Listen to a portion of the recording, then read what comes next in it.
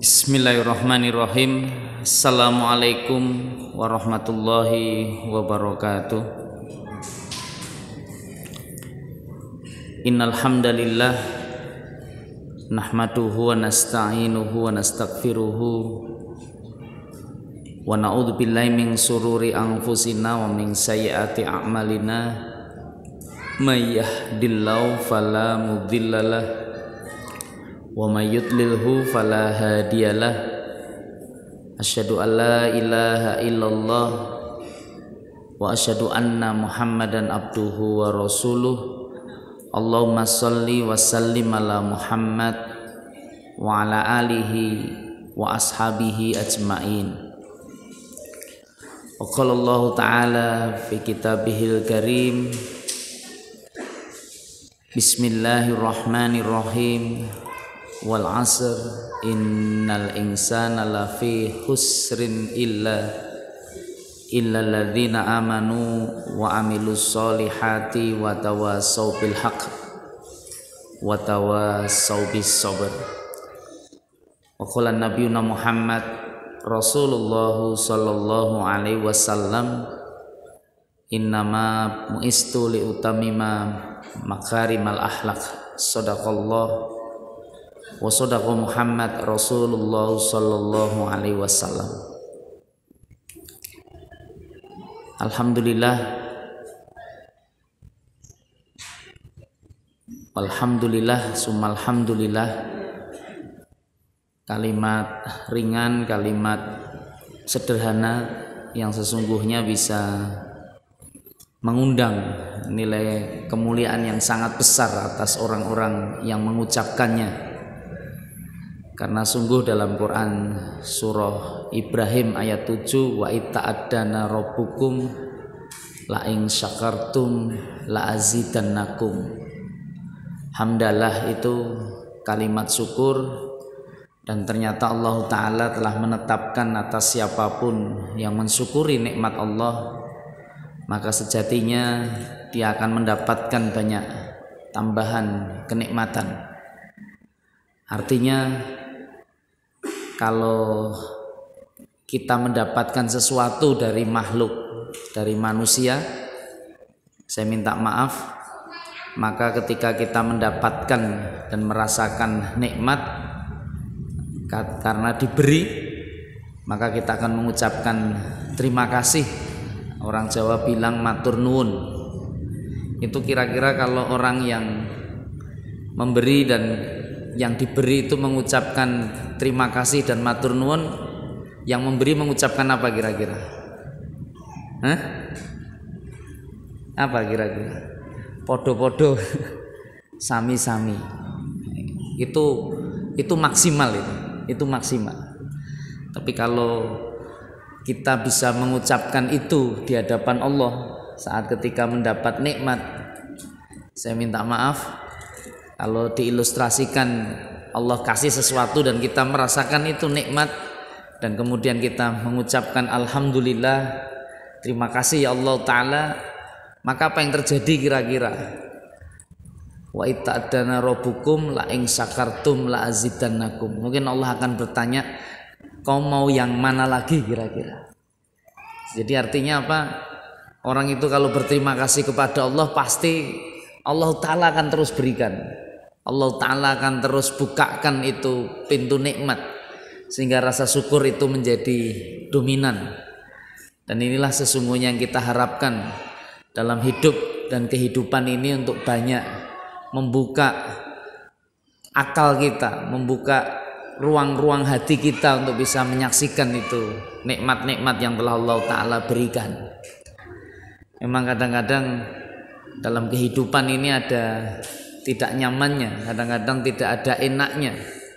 Yang orang bisa bicara dengan masalah, dengan musibah, tapi sebenarnya orang beragama sudah dikasih rambu-rambu betul agar dia bisa menghadapi masalah dan musibah itu dengan sebaik-baiknya. Mungkin kita perlu merenungkan Quran surat At-Taghabun ayat yang ke-11, saat Allah Ta'ala menyampaikan kepada kita, ma asoba mim musibah illa biidnillah Wa may yu'min billahi yahdi qalbah wallahu bikulli syai'in alim.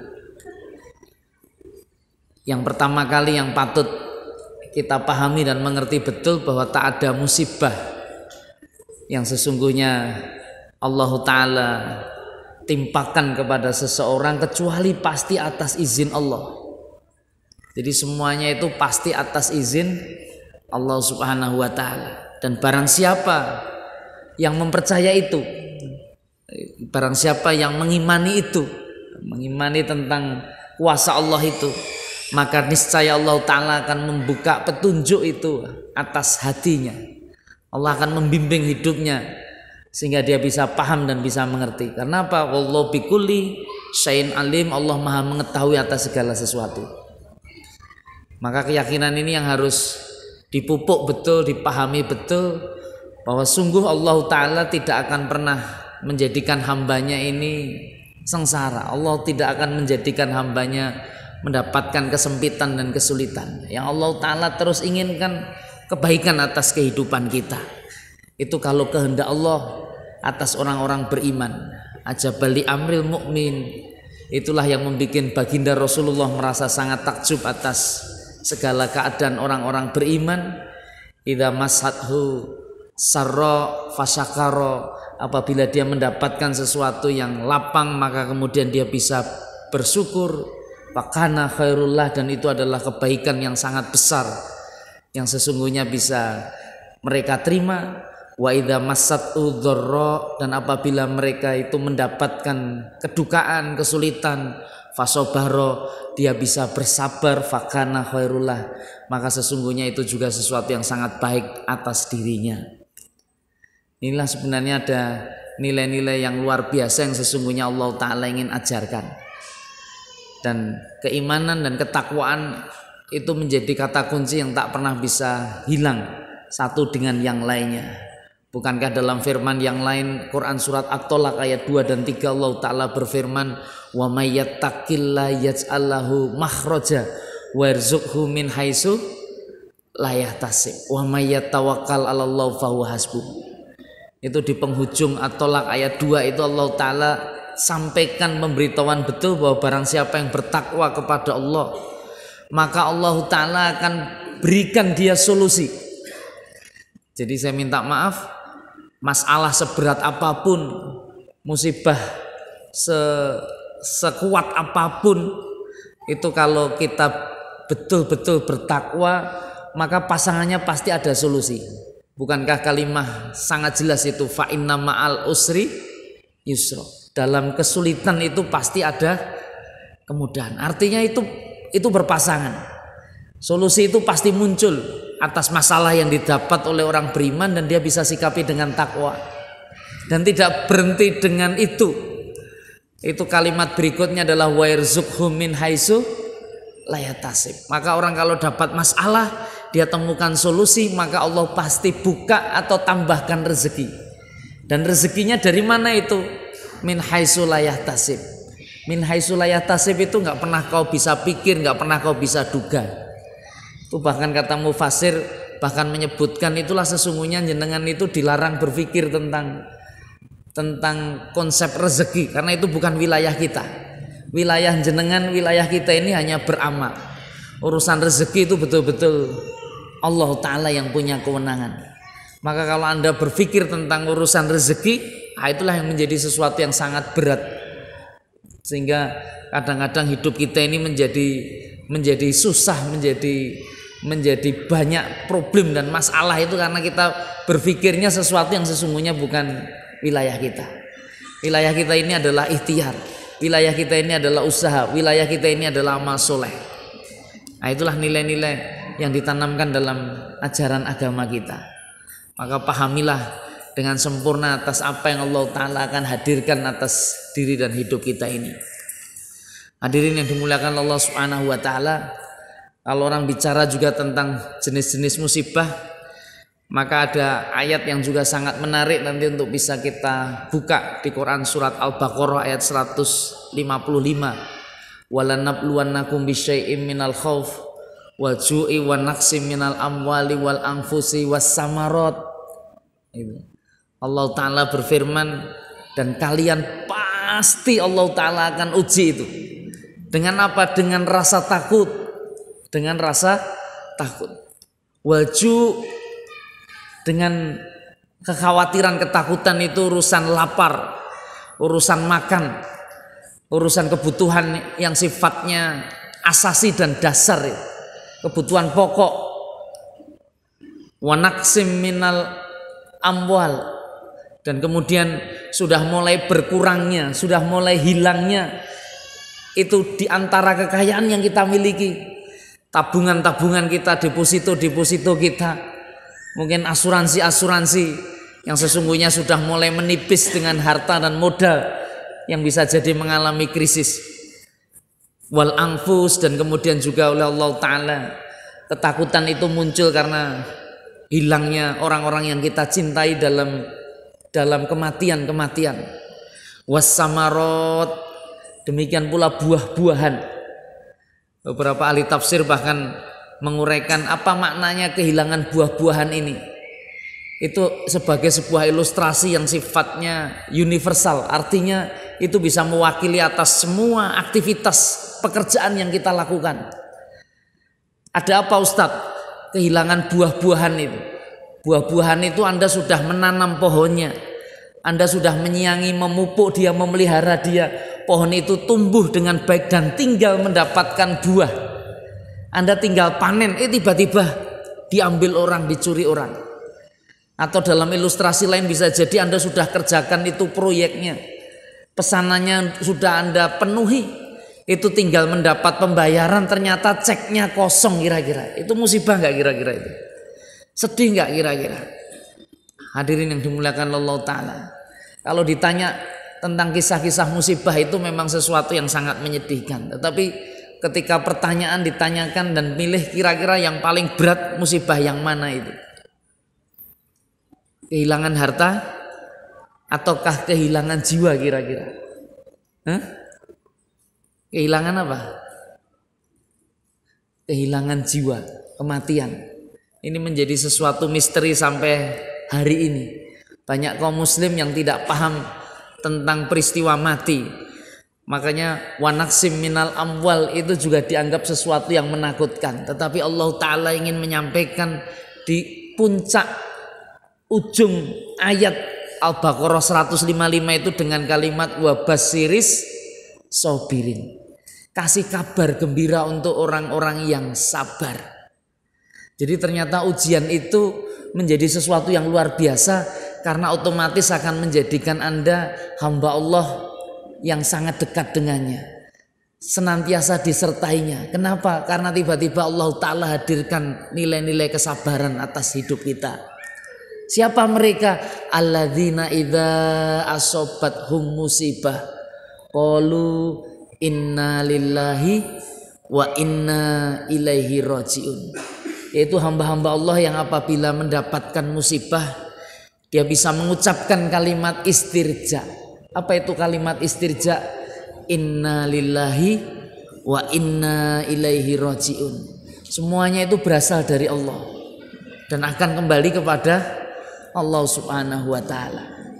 Maka tanyakanlah kira-kira atas apa yang kita miliki, yang kita merasa miliki selama ini. Saya minta maaf.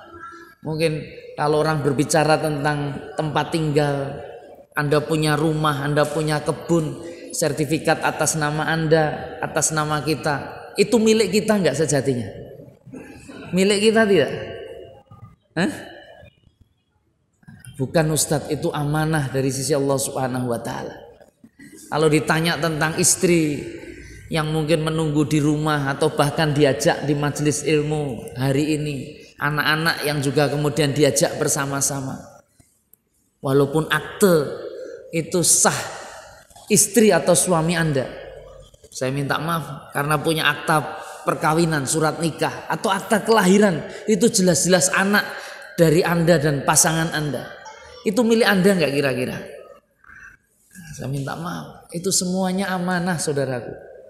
Makanya itulah kalimah yang Allah Ta'ala ingin sebutkan dengan kalimah inna lillahi wa inna ilaihi rajiun. Ada konsep istirja. Istirja itu apa tuh? Itu rujuk, rojiun.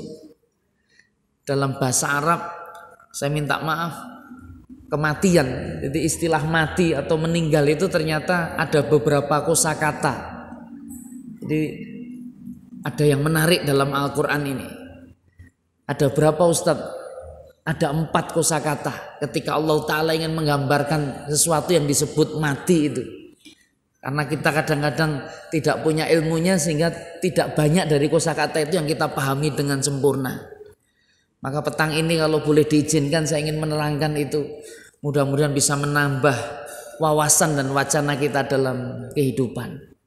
Apa itu saja Ustadz? Itu yang pertama, itu yang paling masyhur, yang paling terkenal dalam Quran, sampai 35 kali Allah Ta'ala mengulang kalimat itu. Apa itu? Al-maut. Al-maut. Nanti bisa dibuka di Quran surat Az-Zumar ayat 30. Allah Ta'ala berfirman, innaka mayyitun wa innahum mayyitun. Rasulullah saja Allah sampaikan, engkau sesungguhnya wahai Muhammad mati, akan mati, mayyitun. Wa innahum mayyitun, dan demikian pula mereka-mereka ini semuanya akan mati. Saya minta maaf Bapak Ibu-ibu, apapun agama jenengan, bahkan apapun ideologi kita, Anda yang percaya dengan Tuhan, percaya dengan surga, percaya dengan neraka, bahkan ada di antara yang tak percaya dengan Allah, tidak percaya dengan surga neraka, tidak percaya dengan akhirat. Itu semua ternyata meyakini sesuatu yang pasti itu. Apa itu? Maut, mati. Kenapa? Karena istilah al-maut itu kalau dalam bahasa Al-Quran konteksnya adalah saat ketika ruh itu dicabut dari raga kita. Saat nyawa itu diambil dari jasad kita. Saya minta maaf. Itu semua percaya. Semua meyakini. Bukan hanya sekedar melihat, tetapi sudah mengalami betul apa atas mereka yang saksikan dalam hidup. Saya mau tanya yang hadir di tempat mulia ini, ada yang diantara bapak-bapak ibu-ibu yang kelahiran tahun 1930 sampai 139 petang ini, ada enggak? Angkat tangan coba. 139 paling tua. Ada? Bapak 142. Yang 140-an hanya bapak. Yang lainnya 149 sampai 49. Kok hanya satu? Kira-kira teman-temannya pada kemana kira-kira? Bapak, panjenengan luar biasa ini. Hari ini Allah Ta'ala hadirkan menjadi makhluk Allah yang lahir di tahun 1942. Saya minta maaf kalau ditanya teman-temannya di mana kira-kira, maka mungkin Anda sudah bisa menebak kira-kira. Kalaulah tidak di rumah, mungkin kalau sudah nyari reuni kawan 1942 itu sudah kesulitan. Sudah kesulitan. Nah, kenapa kira-kira? Ya, karena sesungguhnya sudah terlepas itu antara nyawa dengan jasadnya. Antara nyawa dan jasadnya. Dan orang kalau nyawanya hilang dari jasadnya, saya minta maaf. Itu kira-kira jasad itu mau diapakan itu? Seganteng-gantengnya manusia, secantik-cantiknya, semolek-moleknya tubuh kita. Itu kalau ruh atau nyawa itu sudah hilang, kira-kira mau diapakan itu? Hah? Ada harganya enggak jadian? Ada harganya enggak kira-kira? Kita akan muliakan itu ditanam di dalam tanah. Kita kasih kain kafan, kita mandikan, tanam di sana. Enggak ada ceritanya di kalangan orang beriman, orang muslim, wah karena cantik banget ini, molek banget. Terus dikasih air keras kemudian dipasang itu di depan rumah itu. Kalau kangen tinggal melihat katanya. Bisa dilakukan enggak kira-kira? Enggak bisa dilakukan. Bahkan ada hamba-hamba Allah di antara manusia itu begitu sudah hilang itu dia punya nyawa dihormati sampai kemampuan berapa hari dia bisa hormati, habis itu dikremasi, itu dibakar sampai kemudian jadi debu, sampai kemudian jadi debu. Itu yang namanya mayitun. Yang membedakan apa Ustadz antara orang beragama dan tak beragama? Kalau orang beragama itu, orang tak beragama itu menganggap al-maut, mati itu sebagai nafiul hayah, artinya sudah tidak ada lagi kehidupan. Itu yang membedakan dengan orang beragama. Kalau orang beragama, orang mati itu hanya taghayyurul hal. Artinya ada perubahan atas keadaan. Kalau selama ini dia hidup di bumi, di dunia, maka ada kehidupan yang lainnya.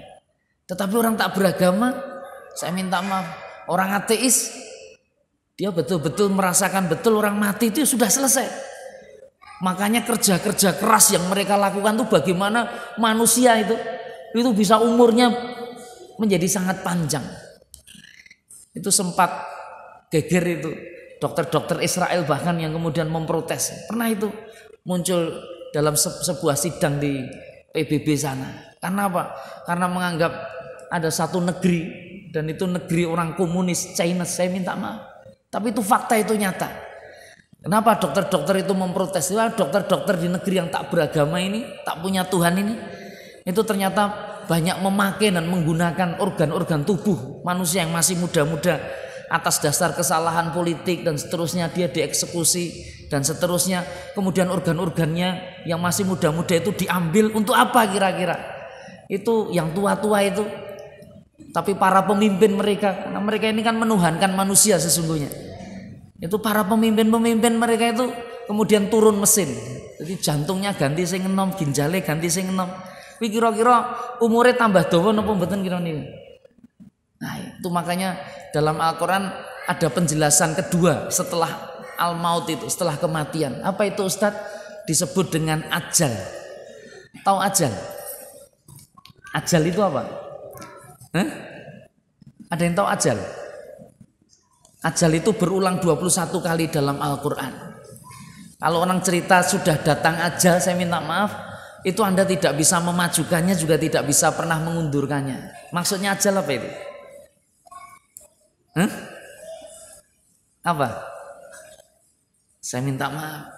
Imam Hasan Al-Basri ini menyampaikan hidup manusia itu terdiri dari kumpulan hari. Itu kalau hari-hari berlalu maka tidak bisa kembali lagi.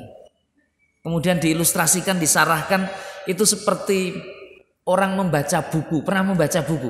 Hidup manusia itu seperti buku itu, kitab itu. Itu ada cover depannya. Cover depannya apa Ustadz? Cover depannya itu lahir jenengan.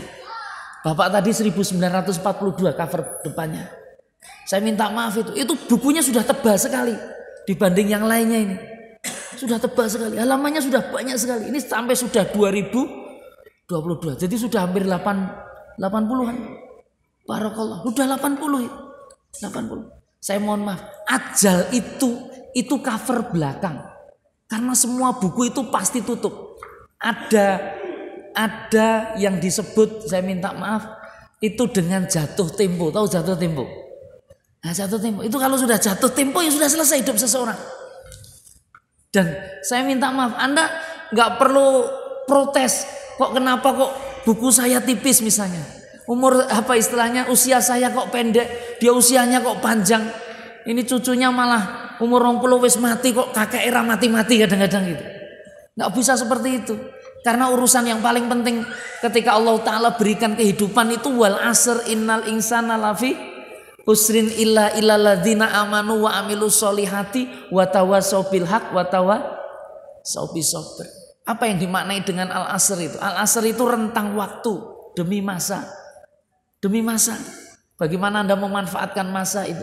Dan sungguh manusia itu banyak ternyata dalam urusan waktu itu, saya minta maaf. Itu hakikinya sejatinya sangat rugi. Kenapa sangat rugi? Karena tidak bisa mengoptimalkan betul, memanfaatkan waktunya itu dengan sebaik-baiknya. Dan kecuali siapa? Illalladzina amanu, orang yang beriman betul, wa amilus solihat, itu melaksanakan amal soleh. Amal soleh itu yang kayak apa? Itu amal-amal yang dasarnya iman, dasarnya keimanan kepada Allah. Wa tawassaw bil haq, dan orang itu senantiasa tak pernah berhenti untuk bisa menasihatkan agar orang itu dalam kebenaran, menetapi kebenaran. Wa tawassaw bis sabr. Kenapa Allah Ta'ala yang di puncak Quran surat Al-Asr, ayat yang sangat pendek dan sangat penting itu, urusannya dengan waktu, tiba-tiba mengucapkan kata wa tawassaw bis sabr. Kenapa kalimat sabar itu kemudian muncul di situ? Itu membuktikan bahwa amanu wa amilus solihat wa tawassaw bil haq itu harus betul-betul dengan kesabaran. Dan itu bukan perkara mudah. Dan itu bukan perkara ringan. Kenapa Ustadz? Inilah nilai-nilainya. Hadirin yang dimuliakan Allah, itulah ajal. Ajal itu mengingatkan kita tentang waktu. Waktu itu apa toh Ustadz? Saya minta maaf, itu anugerah Allah. Memang gak bisa kita panca dengan indera kita. Kita tangkap itu dengan indera. Tapi sunatullah itu berjalan terus. Dan pokok yang paling penting, orang kalau kehilangan waktu itu orang yang sangat merugi hidupnya. Sangat merugi hidupnya. Nah ini yang harus diingatkan betul. Maka kalau ditanya usia jatah rentang waktu yang Allah berikan kepada seorang nabi akhir zaman bernama Nabi Muhammad Sallallahu Alaihi Wasallam, itu berapa itu waktu yang beliau dapatkan hidup di dunia? Berapa tahun dia? 63 tahun. Lebih tua bapak. Beliau Rasulullah kita, toladan kita itu hanya punya waktu kesempatan hidup 63 tahun. Lu ada apa dengan 63 tahun itu? Saya minta maaf. Itu maka kemudian dalam agama itu ada pembicaraan tentang umur. Anda pernah ulang tahun, kemudian dikasih kue, dikasih lilin, sambil diteriakin, dinyanyiin, panjang umurnya, panjang umurnya. Mau tahu itu? Umur bisa panjang tidak kira-kira? Ada konsep ajal, tetapi ada konsep umur. Itu menarik. Umur itu dari bahasa Arab. Takmir itu satu kata dasar dengan umur. Wa nu'amir. Wa nu'amir artinya memakmurkan. Memakmurkan. Umur itu bagaimana Anda memanfaatkan itu. Maka saya minta maaf, itulah Imam Hasan Al-Basri menyebutkan bahwa konsep waktu yang paling penting itu adalah ketika Anda bisa menjadikan hari-hari Anda itu dengan tulisan-tulisan, dengan asar-asar, dengan kalimah-kalimah dan nilai-nilai kemuliaan, sehingga nama Anda itu tidak berhenti saat ketika Anda. Yang ketiga, kalau dalam bahasa Al-Quran, mati itu selain maut, kemudian yang kedua ajal, yang ketiga adalah wafat. Pernah dengar istilah wafat? Wafat itu artinya apa? Wafat itu apa? Mati Ustaz. Wafat. Wafat itu ya kematian. Itu 19 kali berulang dalam Quran. Tapi bentuknya fi'il. Innama tuwaffawna ujurakum yaumal qiyamah. Apa makna wafat itu Ustaz? Wafat itu artinya balasannya sempurna. Balasannya sempurna. Itu dulu guru tafsir saya ketika mengisahkan wafat itu seperti sebuah ilustrasi. Anda santri, Anda mahasiswi misalnya, Anda mahasiswa, itu wafatnya jadi mahasiswa itu saat diwisuda. Kenapa? Karena begitu Anda diwisuda, Anda dipanggil gelar kesarjanaan Anda sudah selesai jadi mahasiswa. Artinya ketika orang wafat itu balasannya sempurna. Karena memang Allah baru bisa membalas dengan sempurna saat Anda sudah ketemu ajal. Anda sudah ketemu kematian. Kan gitu. Kalau belum selesai itu. Belum selesai itu. Saya minta maaf. Makanya konsep wafat itu luar biasa. Rasulullah itu saya minta maaf sudah wafat. Iya sudah wafat. Dan balasannya sempurna tidak? Luar biasa. Umurnya bagaimana? Umurnya Rasulullah itu demi Allah saya minta maaf. Itu dia punya jatah waktu hidup 63 tahun. Tapi 1400 tahun. Bahkan hari ini saya minta maaf. Kira-kira nama Rasulullah masih didengung-dengungkan tidak kira-kira? Masih disebut-sebut tidak? Saya minta maaf. Itu umur beliau panjang sekali. Panjang sekali. Saya minta maaf. Saya itu gak ada itu keturunan habaib. Nasabnya dari Rasulullah itu gak ada. Ayah saya orang Sambi, Boyolali. Ibu saya orang kampung Batik Lawian. Mereka menikah. Ternyata suami istri itu lahir diantaranya punya keturunan saya. Saya minta nama saya itu dikasih nama Muhammad. Saya punya nama Muhammad. Kenapa kira-kira? Ada apa dengan Muhammad kira-kira? Itu orang-orang kafir jahiliyah. Dulu waktu Rasulullah kehilangan Ibrahim, salah satu putra anak dari istri beliau Maria Al-Qibtiyah, itu diolok-olok. di kalangan orang-orang kufar. Muhammad abtar, Muhammad abtar, Muhammad terputus. Kenapa? Karena bagi orang kafir, orang Arab itu nasab paling penting itu adalah punya anak laki-laki. Karena kalau dia nggak punya anak laki-laki, nama laki-laki dia hilang. Kenapa? Kalau punya cucu itu sebutannya nanti sudah bennya itu sudah bapaknya nanti besannya, bukan dia. Kalau itu anak-anak dia perempuan, maka dianggap orang yang nggak punya anak laki-laki, dia terputus, nggak akan ada pembicaraan lagi, nggak ada pembicaraan lagi. Maka Anda bisa bayangkan banyak orang hidup berusia sampai 80-90 tahun, begitu mati dimakamkan, habis itu esoknya sudah nggak ada cerita tentang dia. Itu ya usianya ya sudah selesai 90 tahun dengan umurnya itu. Tetapi demi Allah ada hamba-hamba Allah yang mungkin hanya dikasih waktu 40 tahun hidup di dunia. Saya minta maaf, pernah dengar Pangeran Diponegoro? Nama dia masih berkibar nggak kira-kira itu? Kenapa kira-kira? Apa yang dia lakukan? Ada konsep-konsep kalimah-kalimah thayyibah yang ditegakkan. Itulah wafat kesempurnaan yang sudah Allah balas. Tidak hanya di akhirat tetapi juga di dunia. Itu betul, dikenang betul. Kenapa? Karena konsep amalnya. Itu betul. Itu nilai-nilai umur itu makanya memakmurkan. Dan inilah kemuliaan yang Allah Ta'ala ingin bangun dalam urusan hidup. Makanya orang wafat dapat balasan sempurna. Orang wisuda dapat penghormatan yang sempurna. Itu seneng gak kira-kira? Bahagia gak? Makanya kalau Anda takziah, Anda menyebut yuk kita takziah kemana? Ke rumah duka. Itu yang berduka siapa? Yang meninggal atau yang ditinggal?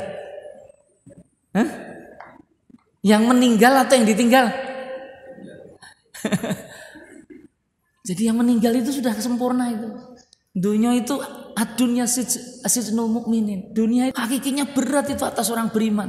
Loh kenapa Ustaz? Dunia ini jenengan nanam. Manene kapan kira-kira? Manene kalau Anda sudah meninggal. Kalau belum meninggal Anda belum bisa manen itu konsep akhirat. Lah, saya minta maaf loh.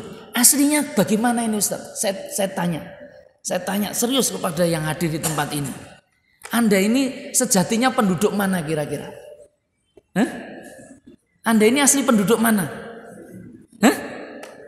Penduduk NKRI kayaknya. Penduduk mana? Surga. Ada yang bisa menjawab penduduk surga? Rasulullah. Nanti dibuka itu ada hadis. Imam An-Nawawi masukkan dalam hadis Al-Arba'in. Itu kisahnya jelas. Abdullah bin Mas'ud itu sama Rasulullah itu tiba-tiba dipeluk itu. Ditepuk-tepuk itu. Apa yang dikatakan oleh Rasulullah? Kamu hidup di dunia itu jadilah gharib. Gharib itu orang asing. Kenapa orang asing kira-kira? Karena seperti musafir. Jadilah seperti musafir. Artinya di bumi ini ternyata ini bukan tempat kita. Kita ini asing di sini. Kita ini bukan penduduk asli sini. Nek wong Jawa ngarani napa? Urip niku ngopo? Mampir ngombe. Musafir itu hanya istirahat sebentar aja. Dia di bawah pohon. Habis itu apa? Habis itu akan melanjutkan perjalanan. Lah, persoalannya ketika Anda istirahat itu apa yang Anda lakukan? Jangan-jangan kemudian menjadi masalah perjalanan berikutnya. Kenapa kok orang nggak mau melanjutkan perjalanan berikutnya kira-kira? Karena tidak paham. Urusan mati itu ternyata tidak hanya sekedar al-maut, berpisahnya nyawa dari jasad, ajal, jatuh temponya waktu yang Allah Ta'ala berikan atas diri kalian, dan kemudian wafat itu bagian dari balasan sempurna yang sangat tinggi dari Allah. Maka yang keempat saudaraku yang dimuliakan Allah, itu ternyata ada istilah yang Al-Quran gunakan. Ini istilah ini sangat luar biasa, tak banyak orang paham dan mengerti, tetapi itu dipakai betul dalam Quran. Apa itu? Apa itu? Pernah dengar istilah istirja tadi? Istirja itu diambil dari kata apa tuh istirja itu? Roja'a. Roja'a itu artinya apa? Rujuk pernah? Kembali. Rujuk pernah dengar? Kembali. Ya ayatuhan nafsul mutmainnah irji'i ila rabbiki radiyatan mardiyah fadkhuli fi ibadi wadkhuli jannati. Wa maliyala a'budu ladzi fataroni wa ilaihi turja'un. Pernah dengar baca surat Yasin ayat 22? Kau itu tak punya argumen hakikinya. Kau tak punya alasan untuk tak menyembah Tuhan, untuk tak menyembah Allah Ta'ala. Kenapa? Karena Allah itu telah menciptakanmu. Wa ilaihi turja'un, dan kowe itu mulihmu, balikmu. Saya minta maaf, kembalimu itu semuanya itu kepada Allah Subhanahu wa Ta'ala. Saya minta maaf. Jenengan pernah mudik tidak kira-kira? Pernah. Mudik itu menyenangkan enggak kira-kira? Menyenangkan. Kenapa menyenangkan? Kita akan bertemu orang-orang yang kita cintai. Teman-teman para santri ini kalau mudik ketemu orang tua di rumah, bahagia dia, senang dia. Saya minta maaf. Anda kalau mati itu, saya minta maaf. Saya tanya, Anda mencintai Allah enggak kira-kira? Sangat Ustaz. Kami terus zikir, wirid, baca Quran itu karena rasa cinta kepada Allah. Tahlil dan seterusnya itu, tasbih, tahmid itu menyebut-nyebut asma Allah. Bisa punya gambaran enggak kira-kira? Saat ketika Anda harus pulang untuk kemudian berjumpa kehadirat Allahu ilahi Rabbi, Tuhan yang maha pengasih dan penyayang itu. Gimana kira-kira? Menyenangkan tidak kira-kira? Pulang menuju Allah itu menyenangkan gak kira-kira? Menyenangkan. Nih kok do wedi ngopo gitu-gitu. Itu masalah utamanya. Kenapa orang takut kira-kira? Kenapa takut? Kenapa orang takut mati? Yang paling penting gak ngerti ilmunya. Itu makanya penyakit terberat itu kata Imam Ibnu Qayyim itu bukan penyakit fisik. Anda penyakit fisik kena kanker macam-macam langsung undang dokter rampung gitu. Tetapi ada penyakit hati, penyakit jiwa. Dan penyakit jiwa itu naudzubillah min dzalik. Itu enggak sederhana cara menyembuhkannya. Tetapi ada syair tombo hati di antara yang pertama apa itu? Maca Quran sak maknane. Dan petang ini saya ingin membacakan Al-Quran itu dengan maknanya. Kata Imam Ibnu Qayyim Al-Jauziyah, di antara tempat yang paling mudah untuk bisa menyembuhkan penyakit-penyakit hati kita itu majelis-majelis ilmu. Apa maksudnya Ustadz? Bertemu di majelis-majelis ilmu itu Anda bisa paham konsep-konsep nilai-nilai agama. Kita bisa mengerti, kita bisa memahami, kita bisa mengangguk-ngangguk, oh ternyata seperti itu, dan seterusnya. Itu. Makanya Rasulullah pernah mengingatkan, kenapa umat Islam itu sekarang lemah kira-kira. Itu Rasulullah sudah pernah itu. Satu hadis yang mengandung nilai eskatologis tentang kejadian akhir zaman. Besok itu kata Rasulullah, umatku itu, saya minta maaf, itu seperti makanan yang ditaruh di atas meja dan kemudian diperebutkan oleh musuh-musuh Islam. Menjadi sangat lemah itu. Para sahabat sempat bertanya, ya Rasulullah, apakah kami umat Islam saat itu kondisinya sedikit? Tidak. Jenengan tidak dalam posisi sedikit. Jenengan termasuk mayoritas banyak. Tapi kenapa kami bisa seperti itu? Apa kata Rasulullah? Umatku itu nanti kenapa bisa selemah itu? Karena punya penyakit yang namanya wahan. Wahan tahu? Pernah dengar istilah penyakit itu? Pernah. Apa itu wahan itu? Al-wahan itu apa? Kata Rasulullah, hubbud dunya wa karahiyatul maut. Apa itu hubbud dunya? Cintanya kepada dunia itu mengalahkan cinta dia kepada Allah dan nabinya. Itu betul. Itu orang itu kalau sudah sangat, dunia itu apa tuh artinya? Dunia itu dalam bahasa Arab maknanya sebentar, sementara. Bahasanya tadi mampir itu sebentar aja. Sebentar aja. Anda itu asli penduduk surganya Allah. Anda asli penduduk surganya Allah. Maka kematian itu sesungguhnya adalah sesuatu yang sangat menyenangkan, membahagiakan atas orang paham. Kenapa? Karena semua ini akan ditinggal. Yang ada di sini, saya minta maaf, itulah yang kata sahabat Ali bin Abi Thalib. Orang kalau hidup di dunia ini kadang-kadang dia tidur, kadang-kadang dia sadar. Tetapi yakinilah orang sadar yang terus-menerus itu ketika dia mati. Nggak tidur lagi dia. Jadi sadar betul. Sadar betul. Nah, itu nilai-nilai kemuliaan yang Allah Ta'ala ingin berikan kepada kehidupan kita bersama. Kehidupan kita bersama.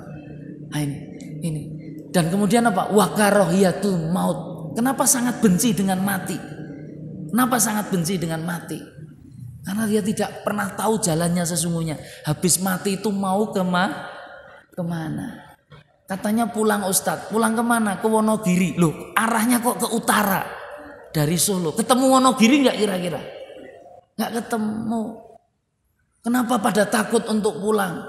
Karena nggak punya bekal Ustadz. Itu makanya di tiap sholat Jum'ah itu para khotib, para imam itu sebenarnya disunahkan oleh Rasulullah. Bahkan tidak hanya sholat Jum'ah, itu sholat 2 hari raya, Idul Fitri, Idul Adha. Itu diantara surah yang direkomendasikan itu adalah surah Al-Ghasyiyah. Cerita tentang apa itu? Allah Ta'ala ingin menampilkan wajah-wajah yang pulang dan kembali itu. Bagaimana wajah mereka? Hanya ada 2 wajah yang terlihat. Yang pertama apa Ustadz? Wujuhu yaumaidin khosi'ah. Tahu wujuhu yaumaidin khosi'ah? Itu wajah-wajah mereka itu tertunduk betul dengan rasa takut. Kenapa? Karena mereka nggak punya bekal. Tetapi yang kedua, barakallah, berkah Allah. Ada wajah-wajah yang disebut dalam Quran wujuhu yaumaidin naimah. Wajah-wajah yang penuh dengan nikmat dari sisi Allah Subhanahu wa taala. Inilah Bapak-bapak, Ibu-ibu yang dimuliakan Allah taala, mudah-mudahan insyaallah kita berdoa mudah-mudahan wajah-wajah yang hadir di tempat mulia ini betul-betul nanti bisa pulang ke hadirat Allah dengan wajah-wajah penuh nikmat, bisa mendapatkan surganya Allah taala, dan kita bisa dikumpulkan dalam kemuliaan dengan membawa bekal terbaik. Dan bekal terbaik itu watazawwadu fa inna khairazadit takwa. Itulah ketakwaan. Ittaqillahi haitsu ma kunta. Ittaqullahu haqqa tuqatih wa la tamutunna illa wa antum muslimun. Aku qouli astaghfirullahaladzim. Mohon maaf apabila ada kata yang kurang berkenan. Mari sama-sama kita tutup majelis ini dengan doa kafaratul majelis. Subhanakallahumma wa bihamdika asyhadu an la ilaha illa anta astaghfiruka wa atubu ilaik. Kurang lebihnya mohon maaf sebesar-besarnya. Billahi taufik wal hidayah. Assalamualaikum warahmatullahi wabarakatuh.